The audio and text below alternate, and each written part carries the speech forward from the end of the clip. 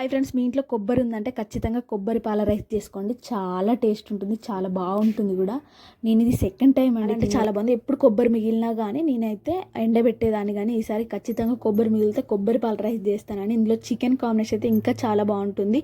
కాకపోతే నేను ఏం చేశానంటే ఈ పిండేసాక పొడి ఉంటుంది కదా, దాన్ని కర్రీ లెక్క చేశానండి. అది కూడా చాలా టేస్ట్ ఉంది. పడేయకుండా ఇలా పొడి కూడా చేసేసుకొని కర్రీ చేసుకోండి గ్రేవీ కింద.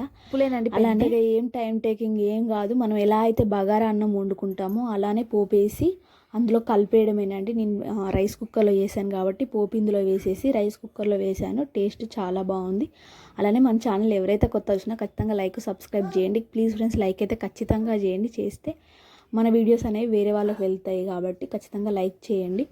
ఇందులో చికెన్ కాంబినేషన్ చాలా బాగుంటుంది. మీకు చికెన్ తినేటోళ్ళు అయితే ఖచ్చితంగా చికెన్ వండుకోండి. నేను తినట్లేను కాబట్టి ఇతను కూడా మాట్లాడిస్తాను. అలాగే ఓకేనా, లైక్ చేయండి. మా వాడు చెప్పినందుకైనా ఖచ్చితంగా లైక్ చేయండి.